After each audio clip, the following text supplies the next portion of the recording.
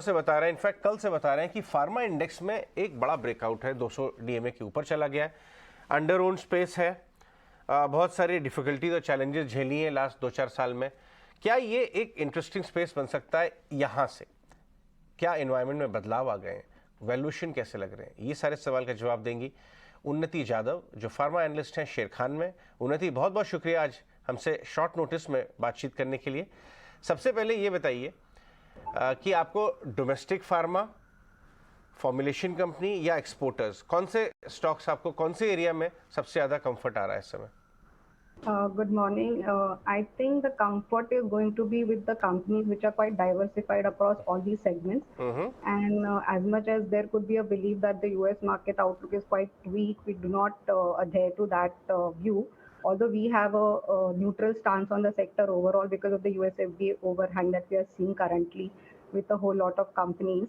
But then for the few select wherein the US FDA overhang is absolutely nil or very minimal, we do believe that the US outlook is quite strong because of the kind of product approvals that they've received in the recent past. And also because of the settled product like a G Revlimid, which is there in the kitty for most of them. So we do believe US outlook is quite strong for them, for the few select ones.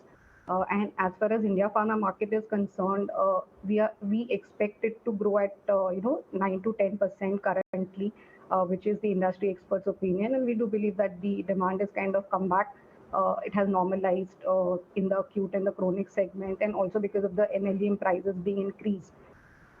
So all those ये देखिए, ये एक बहुत important data है उन्नति में, जिस पे आपसे बात करना चाहूँगा जल्दी ही। वो है जो फार्मा सेक्टर की ग्रोथ हो रही है, डोमेस्टिक फार्मा सेक्टर की ग्रोथ। देखिए, एक्चुअली एक महीने को छोड़ दें, जनवरी को आपको हर जगह हाई सिंगल डिजिट, और फेब में तो एक्चुअली 20% की ग्रोथ हुई थी। तो ग्रोथ बढ़ गई है, इसलिए इंटरेस्ट आया है। ये फंडामेंटल बैक्ट है, यही नहीं, वैल्यूएशन घट गए। और जो डोमेस्टिक हाई ग्रोथ वाली कंपनीज हैं, उनको बाजार बहुत ज़्यादा पसंद कर रहा है। उन्नति, अब मैं आपके पास आना चाहूँगा कि आपने बताया, ये बताइए कि सबसे ज़्यादा उन्नति कौन सी कंपनीज करेंगी, उनके नाम क्या हैं?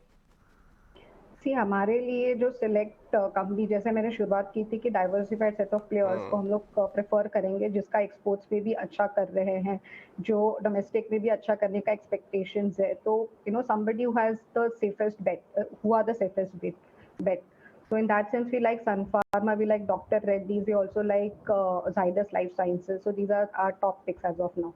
And it's majorly to do with the fact that उनका US outlook बहुत ही strong है, क्योंकि even though US FDA overhang is there, but these companies have proven that it's not that bad for them. In case of Sun Pharma, it is their Halol plant, which is in import alert currently, but then it constitutes just 3% of their overall revenue. So we do not believe that it's a huge concern. Because their specialty revenue is growing quite strong at the same time. So we do believe that in the coming times, they will more than offset any concerns which are there because of this US FDA import alert.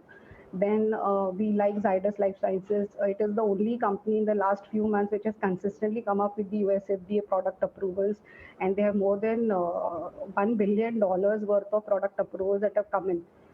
So that definitely gives a very positive outlook on the US revenue. Besides that, in the India market, they want to grow in line with the industry growth. So we are quite bullish about that stock. Then Dr. Reddy's, they are doing quite well in the India market as well as in the US market. They plan to launch some 30 products.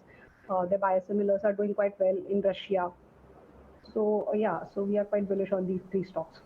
बिल्कुल उन्नति, सही कह रहे हैं आप। और यहाँ पर चाहे हैवी वेट्स हो या स्मॉल प्लेयर्स हो, clear cut recovery trend pharma में इस वक्त तो नज़र आ ही रहा है। वैल्यूएशंस के तर्ज पर भी एक आउटलुक हमने आपसे लिया, लेकिन जहाँ mid cap small cap pharma place की बात हो, आप बताइए कौन से शेयर्स आपके रेडार पर है? Mid cap small cap pharma की सिचुएशन इस वक्त कैसी नज़र आती है?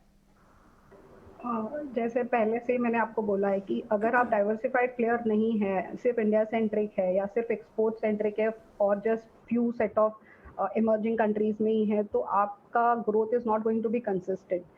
सो we don't really have any positive stance over there as a result. Unnati, आपका शुक्रिया हमारे साथ जुड़ने के लिए, हमसे बातचीत करने के लिए और फार्मा पर विस्तार से अपनी राय हमारे साथ रखने के लिए। तो पिछले एक महीने में निफ्टी के मुकाबले अगर आप देखेंगे फार्मा इंडेक्स में ऑलमोस्ट 8% की मजबूती नजर आ रही है। अब बाजार की उथल पुथल में तो डिफेंसिव्स प्ले आउट करते हैं, लेकिन